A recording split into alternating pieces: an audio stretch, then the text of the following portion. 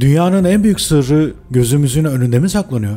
Mısır'daki büyük piramitler ve Sphinx binlerce yıldır insanlığın en büyük gizemlerinden biri olarak kabul ediliyor. Ama asıl soru şu, gerçekten onları tanıyor muyuz? Gize platosunun altında kilometrelerce uzanan tüneller ve bilinmeyen yapılar keşfedildi. Piramitlerin frekanslarla insan bilincini etkileyebilecek şekilde tasarlanmış olabileceğine dair çarpıcı kanıtlar var. Ve şimdi modern uydu taramaları bu yapının kayıp bir yeraltı şehrine açılan bir kapı olabileceğini gösteriyor. Burası gerçekten firavun mezarları mıydı, yoksa burası binlerce yıl önce gelişmiş bir uygarlık tarafından inşa edilen bir enerji makinesi mi? Ana akım tarih Giza'nın yalnızca bir mezarlık olduğunu söyler. Ama bu videoda size anlatılmayan hikayeyi keşfedeceksiniz. Şimdi derinlere iniyoruz. Çok daha derinlere. Bakın ne keşfedildi.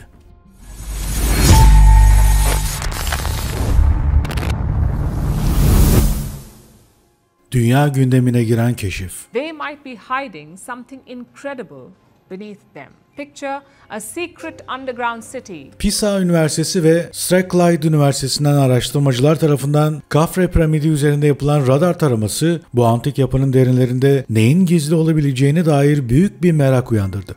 Elde edilen verilere göre piramidin içinde daha önce bilinmeyen 5 adet oda benzeri yapı tespit edildi. Bu odaların yüzeyin altına doğru inen bir tünel sistemiyle bağlantılı olduğu görüntülendi. Ancak asıl çarpıcı bulgu taramalar sırasında ortaya çıkan 8 devasa dikey yapıdır. Bunlar kuyular veya şaftlar olarak tanımlanıyor ve dikey olarak 2000 metreyi aşan derinliğe indiği açıklandı. Evet, yanlış duymadınız. 2000 metre, yani 2 kilometre yerin altına inen bir tünel sistemi veya devasa ayaklar. Dahası bu çarpıcı yapıların içinde sarmal desenler de bulundu. Araştırmacılar bu sarmal yapıların döner merdivenler ya da spiral şeklinde inşa edilmiş rampalar olabileceğini düşünüyor. Bu devasa şaftların altındaysa iki büyük dikdörtgen alan olduğu da saptandı. Her biri yaklaşık 80 metre genişliğinde olan bu alanların içinde yüzeyden aşağı doğru inen 4 ek şaft daha tespit edildi. Eğer bu bulgular doğruysa Giza platosunun altında muazzam bir yeraltı kompleksi yatıyor demektir. Tespit edilen bu olası yeraltı şehri antik efsanelerde bahsedilen Amenti salonlarıyla bağlantılı olabilir mi? Efsanelere göre kadim bilgiler, kayıp tarih ve büyük sırlar yüzyıllardır çöl kumlarının altına gömülmüş durumda. Ancak bu keşifler Giza'nın altında yıllardır konuşulan ve kanıtlanamamış olan tünel ve geçiş sistemleri teorilerini olabildiğince güçlendirmiş durumda. Bu noktada iki soru ortaya çıkıyor. Ana akım arkeoloji neden bu tür bulguları görmezden geliyor? Eğer gerçekten bir yeraltı şehri keşfedildiyse neden bu bulgu üzerinde dünya çapında daha büyük bir araştırma başlatılmıyor? Yine mi üstü kapatılacak bir keşifle mi karşı karşıyayız? Giza platosu bilinenin ötesinde bir gerçeklik mi?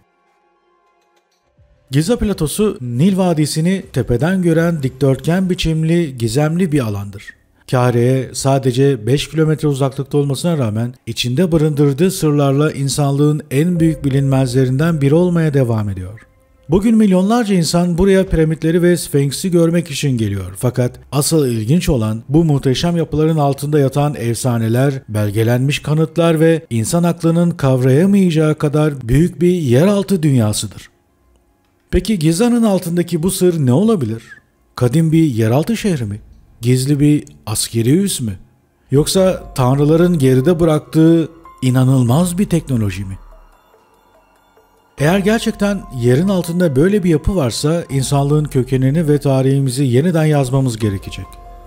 Çünkü bildiğimiz birçok şeyin aslen yanlış olduğunu görüyoruz. Kadim medeniyetlere dair en eski güvenilir kaynaklardan biri olan Yunan tarihçi Herodot, Giza platosunun altında geçitler, odalar ve eski kalıntılar olduğunu yazmıştı. Onun anlatımına göre bu geçitlerin bazıları doğal olarak Nil'in altından hızla akan sular tarafından oluşturulmuştu. Ancak bir kısmı insanlar tarafından genişletilmiş ve bilinçli olarak oyulmuştu. Peki binlerce yıl önce antik insanlar yerin altına doğru dikey bir şekilde 2 kilometre nasıl kazabildiler? Bunun bir imkanı sizce var mı? Bunu başardılar diyelim. Bunun üzerine piramitleri nasıl yaptılar? Kesinlikle hiçbir bakış açısıyla insanların inşa ettiğini düşünmek mümkün değil. Herodot Giza'nın altında Atlantis gibi kayıp medeniyetlerin kendi tarihlerini, yazıtlarını ve teknolojilerini gelecek nesillere aktarmak için sakladıkları bir alan olabileceğini öne sürmüştü. Eğer bu iddialar doğruysa Mısır piramitleri sadece mezarlar değil, aynı zamanda kayıp bir uygarlığın bilgi arşivleri olabilir mi? Bu noktada önemli bir soru sorulmalı. Arkeoloji dünyası neden Herodot'un kayıtlarını hiçbir zaman ciddiye almadı? Herodot tarihi olayları abartmış olabilir ancak aynı zamanda birçok modern keşfin temelini atan bir tarihçiydi. Bugün elimizde uydu taramalarıyla tespit edilen yeraltı yapıları var ve bu antik metinlerde bahsedilen Giza'nın altındaki gizli geçitler ve salonlarla birebir örtüşüyor. Eğer gerçekten bu derin yapılar keşfedildiyse dünya tarihi sandığımızdan çok daha eski ve karmaşık olabilir. Yüzeyde gördüğümüz piramitler, Sphinx ve tapınaklardan çok daha fazlasını barındırıyor. Unutulmuş haritalar ve kuşların mezarı. Herodot'un anlatılarının ardından 20. yüzyıla kadar Giza'nın altındaki yapıların varlığına dair çeşitli spekülasyonlar yapıldı. Haritalar çizildi, yeraltı geçitleriyle ilgili teoriler ortaya atıldı. Ancak kimse bu teorileri fiziksel olarak doğrulayacak imkanlara sahip değildi. Ta ki Henry Salt ve Giovanni Caviglia isimli iki araştırmacı 19. yüzyılda Giza'nın coğrafi anormalliklerini incelemeye karar verene kadar. Fakat ilginçtir ki bu araştırmalar doğrudan piramitlere veya Sphinx'e değil Platon'un kuzeybatı köşesine odaklanmıştı. Salt ve Caviglia burada oldukça tuhaf bir yapı keşfettiler. Kuşların mezarı olarak bilinen gizemli bir alan. Peki burası neden böyleydi? Bu yer Antik Mısır'da kutsal kabul edilen bir kuş tanrısına adanmış gibi görünüyordu. Ancak hangi tanrı olduğu tam olarak bilinmiyordu. Tahminlere göre bu tanrı gizli bilgilerin koruyucusu olarak bilinen Tot'tan başkası değildi. Eğer bu doğruysa kuşların mezarı gerçekten de efsanevi kayıtlar salonuna açılan bir geçit olabilir miydi? Gelin daha da fazlasından bahsedelim. Uydu tarama görüntüleri gizli geçitleri doğruladı mı? Şaşırtıcı bir şekilde modern teknoloji ve eski iddiaları kısmen doğruluyor. Uydu radar taramaları kuşların mezarından başlayarak 2. piramide kadar uzanan bir yeraltı geçiti tespit etti. Bu ne anlama geliyor? Eğer bu tüneller gerçekten varsa Giza'nın altında geniş bir yeraltı ağı olabilir. Bu geçitler piramitler ve Sphinx'le bağlantılı durumda. Yer altındaki bu kompleksin tam olarak ne olduğu hala bilinmiyor. Ancak işin daha da ilginç kısmı şu. Bu bölgenin tam olarak nerede olduğu uzun süre boyunca kayıptı ve unutulmuştu. Ta ki 2008 yılına kadar. 2008'de gizli geçit tekrar keşfedildi. Araştırmacı Andrew Collins, 19. yüzyılın unutulmuş notlarını inceledikten sonra Henry Salt'un bulduğu ama unutulan yeraltı geçidinin izini sürmeye karar verdi. Collins, Mısır araştırmacısı Nigel Skinner Simpson'la birlikte Giza'nın yeraltı dünyasını bulmaya girişti. Bu araştırma onları Giza platosunun kuzeybatı köşesine yani kuşların mezarına götürdü. Ve sonunda 19. yüzyılda kaybolan tünel sistemine ait iki büyük kanıt buldular. Bu noktada bir soru ortaya çıktı. Eğer bu geçitler yüzyıllar önce varlığına dair kayıtlar olan yapılarsa neden günümüz arkeolojisi tarafından görmezden gelindi? Giza'nın altında ne var? Bilim dünyası bunu gerçekten araştırmak istemiyor mu? Yoksa birileri bu bilgiyi gizlemek için mi çabalıyor? Andrew Collins ve ekibi 2007 yılında Giza platosunun kuzeybatı köşesinde araştırmalar yaptı. Ancak ilk başta önemli bir şey bulamadılar. Fakat kısa bir süre sonra 1817 yılında İngiliz konsolosu Henry Salt tarafından yazılmış eski günlük notlarına ulaştılar. Bu notlar Salt'ın o günlerde çalıştığı İtalyan kaşif Giovanni Caviglia ile birlikte Giza'da bir mağara sistemine girdiklerini ve birkaç yüz metre boyunca ilerlediklerini anlatıyordu. İçeride geniş odalarla karşılaştıklarını belirtiyorlardı. Collins bu notları inceledikten sonra Salt'ın bahsettiği yeraltı geçidinin aslında tam olarak kendi araştırdığı kuşların mezarı olduğunu fark etti. Bunun üzerine 2008 yılının Nisan ayında ekibiyle birlikte tekrar bölgeye döndü ve kayıp geçidin izini sürmeye başladı. Ve nihayet küçük bir yarık buldular. Bu dar açıklık devasa bir mağara odasına açılıyordu. İçeri girdiklerinde bu mağaranın aslında çok daha büyük bir mağara sistemine bağlandığını fark ettiler. Ve en önemlisi bu tüneller 2. piramide doğru ilerliyordu. Ancak bu keşif aynı zamanda büyük tehlikelerle doluydu. Derin çatlaklar ve kayalık yollar nedeniyle düşme riski yüksekti. Binlerce yarasa içeriği tamamen kaplamıştı. Zehirli örümcekler ve tehlikeli hava koşulları mağaraya derinlemesine ilerlemeyi neredeyse imkansız hale getiriyordu. Ekip mağaranın içinde hava kalitesinin giderek bozulduğunu fark etti. İçeri doğru daha fazla ilerlediklerinde nefes almak zorlaşıyor ve bayılma riski artıyordu. Sonunda geri dönmek zorunda kaldılar. Collins bu bulgularını hemen Mısır hükümetine bildirdi, ancak işte burada olay daha da garipleşmeye başladı. Ekip keşfini Mısır makamlarına bildirdiğinde aldıkları tepki oldukça ilginçti. Yetkililer bu mağara sistemi zaten biliniyor, yeni bir şey keşfetmediniz dediler. Ancak birkaç ay sonra Mısır Eski Eserler Yüksek Konseyi Başkanı Dr. Zahi Hawass'ın bizzat ekibin keşfettiği mağara sistemine girdiği ve Giza'da yaşadığı en büyük keşif deneyimlerinden biri olduğunu söylediği görüldü. İşin daha da ilginç kısmı ise şu: 2010 yılında, yani keşfettikten sadece 2 yıl sonra mağara sistemine giriş metal bir kapıyla tamamen kapatıldı. Bunun anlamı ne olabilir? Yetkililer bu tünellerin varlığını neden önce reddetti ve sonradan kabul etti? Eğer bu sadece bilinen bir yapıysa neden 2010'da aniden giriş yasaklandı? Acaba gerçekten büyük bir keşif yapıldı da bu bilgi mi gizleniyor? Bu noktada artık tesadüf diyemeyeceğimiz bir tabloyla karşı karşıyayız. Eğer gerçekten yerin altında gizlenmiş bir tarih varsa neden bu kadar ısrarla saklanıyor? Bu keşif insanlığın geçmişine dair bildiğimiz her şeyi değiştirebilir. Giza'nın altında ne var? Piramitler ve saklı geçitler. Artık bildiğimiz bir şey var. Giza'nın altında devasa bir mağara sistemi var. Ve en önemlisi, bu sistem son yıllarda yeniden keşfedildi. Uydu radar görüntüleri bu mağaraların 2. piramidin altına kadar uzandığını ve büyük olasılıkla Platon'un diğer bölgelerine, hatta Büyük Piramidin altına kadar ilerlediğini gösteriyor. Peki bu ne anlama geliyor? Piramitler yer altındaki bilinmeyen yapılar üzerine inşa edildi. Bunlar firavunlardan önceki kadim bir uygarlığa ait. Belki de bunlar gerçekten tanrıların şehri olarak bilinen mistik bir yeraltı kompleksine uzanıyor.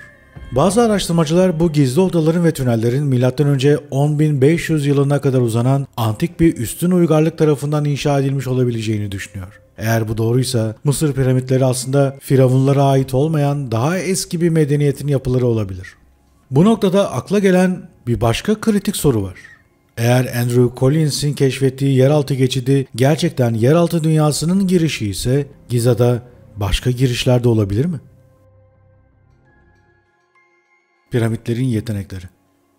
Giza piramitleri yalnızca mimari yapısıyla değil, aynı zamanda içindeki tuhaf akustik özelliklerle de ünlüdür. Her bir odada en üst seviyedeki kral odasından en alt seviyedeki bitmemiş odaya kadar bilinçli olarak tasarlanmış gibi görünüyor. Yani bitmemiş değil, bitmemiş denilen oda da bitmiş durumda. Sadece daha yeni anlayabiliyoruz. Bu odalardan bazıları belirli ses frekanslarını üretmek için özel olarak oyulmuş olabilir. Akustik mühendislik o kadar hassas bir şekilde uygulanmış ki belirli bir noktada taş yontma işlemi tamamen durdurulmuş. Mısırlılar tamam aradığımız frekansı elde ettik, artık daha fazla kazmaya gerek yok diyerek işi durdurmuş gibi görünüyor. Bugün yapılan testler bu akustik frekansların hala algılanabildiğini gösteriyor. Bu konuyu ilk fark edenlerden biri kimdi dersiniz? Napolyon Bonaparte. Napolyon, Büyük Piramidin içinde tuhaf bir akustik fenomen yaşadığını ve seslerin farklı şekilde yankılandığını bildiren ilk isimlerden biri oldu. Daha sonra ünlü müzisyen Paul Horn, Büyük Piramidin içinde bir kayıt gerçekleştirdi. Bu kayıtlarda kral odasındaki yankılanmanın tam 8 saniye sürdüğü tespit edildi. Bu normal bir oda için inanılmaz uzun bir süre.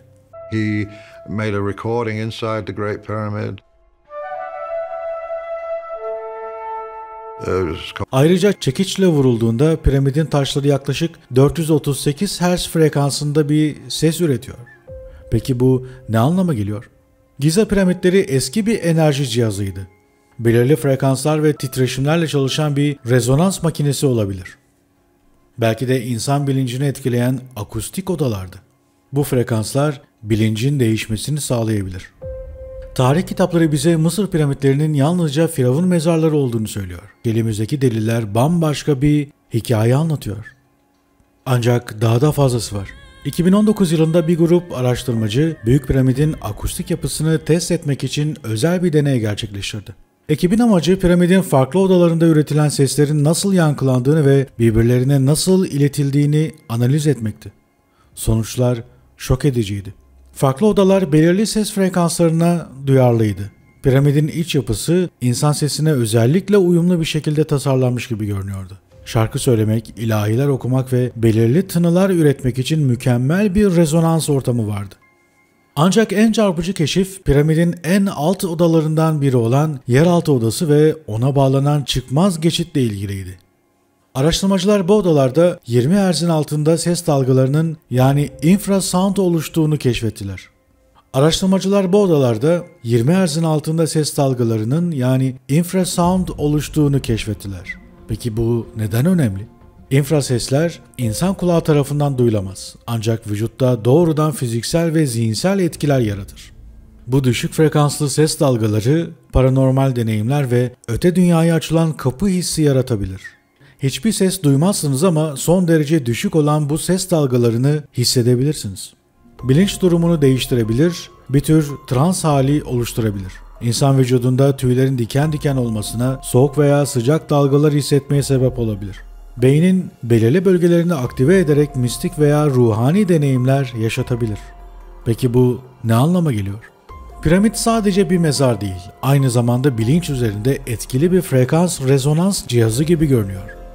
Belirli sesleri ürettiğinizde piramit sizi tamamen farklı bir bilinç seviyesine mi taşıyordu?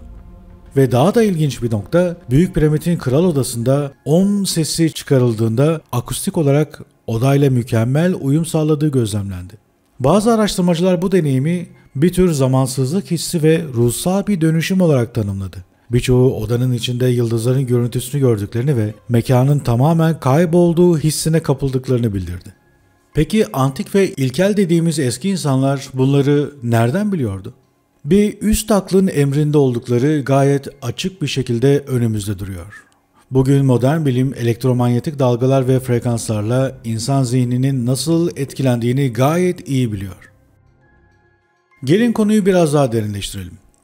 Büyük Piramit bir güç jeneratörü mü? Büyük Piramit'in yalnızca devasa bir taş yapı olmadığını, enerjiyi toplayan ve yönlendiren bir sistem olabileceğini düşündüren birçok veri var. Bu teoriye göre piramidin belirli bölgelerinde enerji yoğunlaşırken diğer bölgelerinde daha düşük seviyelerde kalıyor. Peki bu ne anlama gelir? Piramit içinde bir tür enerji akışı mı yaratıyor? Burası elektromanyetik veya akustik dalgaları toplayıp yönlendiren bir cihaz mı? Bu enerji Giza platosundaki diğer yapılarla bağlantılı mı? Araştırmalara göre az önce bahsettiğimiz infrasound yani düşük frekanslı ses dalgaları kayalar ve toprak altından kilometrelerce uzağa taşınabiliyor. Bu durumda piramit yalnızca kendi içinde değil tüm Giza platosunda bir rezonans ağı oluşturuyor olabilir. Eğer bu doğruysa antik Mısırlılar veya onlardan önceki bir uygarlık Giza'da bir tür sesle çalışan enerji ağı inşa etmiş olabilir. Bu teoriyi destekleyen en önemli kanıtlardan biri Rusya'da yapılan modern piramit deneyleri. Rus bilim insanı Profesör Golod taş ya da kireç taşı kullanmadan sadece ahşaptan piramitler inşa etti. Ve sonuçlar şaşırtıcıydı. İçeri giren insanlar kendilerini fiziksel ve ruhsal olarak daha iyi hissettiklerini rapor etti. Bazı hastaların semptomlarının hafiflediği gözlemlendi. Yüksek frekanslı enerjinin piramit içinde yoğunlaştığı tespit edildi. Bu deneyler piramit geometrisinin insan vücudu üzerinde doğrudan bir etkisi olabileceğini gösteriyor. Ancak işin daha da ilginç tarafı şu. Büyük piramidin iç geometrisi insan beynindeki bazı hücrelerle aynı yapıya sahip olabilir. Bazı araştırmacılar insan beyninde piramidal hücreler bulunduğunu ve bu hücrelerin bilinçle bağlantılı olduğunu öne sürüyor. Yani piramit geometrisi insan beyninin enerji akışını etkileyebilecek bir sistem diyebiliriz. O halde Büyük Piramidin dünya üzerindeki yeri neden bu kadar özel? Büyük Piramidin konumu hakkında neler biliyoruz? Büyük Piramidin dünya üzerindeki en stratejik noktalardan birine inşa edildiği biliniyor. Tam olarak 30 derece enleminde yani ekvatorla Kuzey Kutbu arasındaki mesafenin tam 3'te 1'inde bulunuyor. Boylam olarak da dünyanın çevresinin tam 12'de 1'ine denk gelen bir noktada yer alıyor. Matematiksel olarak bu konum kozmik sayılar olarak bilinen kutsal oranlarla örtüşüyor. Böylesine kesin hesaplanmış bir konum gerçekten de tesadüf olabilir mi? Yani Büyük Piramit bir enerji merkezine mi inşa edildi? dünyanın manyetik alanlarıyla bir bağlantısı var mı? Bu yapı gezegenin elektromanyetik şebekesiyle bir etkileşim içinde mi? Antik dünya güç noktaları olarak bilinen özel yerlere tapınaklar inşa etme konusunda oldukça titizdi. Giza bu güç noktalarından biri olabilir. Büyük piramit sadece Firavun mezarı değil, dünyanın enerji sistemine entegre edilmiş bir bilinç makinesi olduğunu söyleyebilir miyiz? Ve eğer öyleyse bunu nereden biliyorlardı ve nasıl yaptılar? Fakat daha da fazlası var. Hazırsanız günümüzdeki keşfine yeniden dönelim.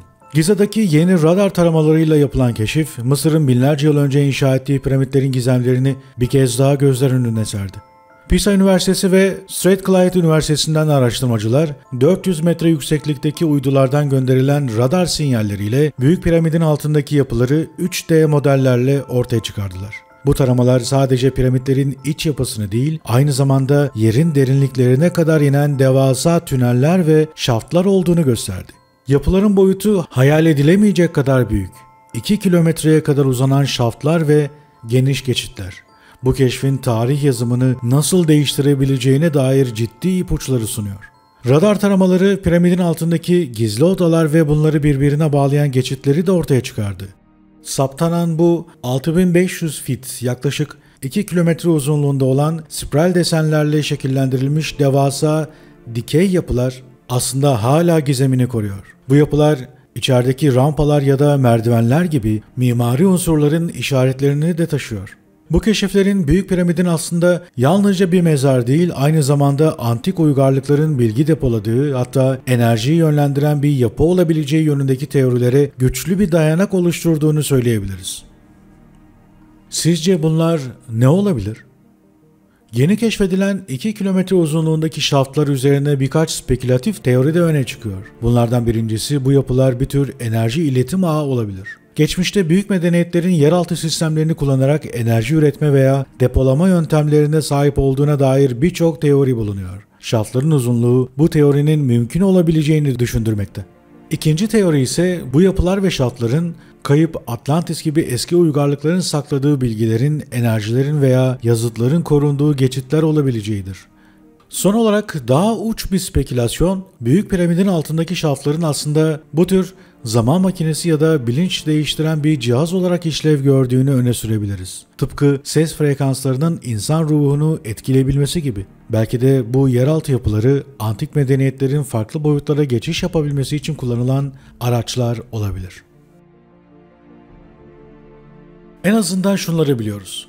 Keşfedilen bu yapılar kendiliğinden oluşan doğal yapılar değil. Gayet düzenli ve sistematik bir şekilde yan yana duran, belli uzunluklara sahip etrafında merdivenler ve diplerinde büyük dikdörtgen yapıların olduğu kesin.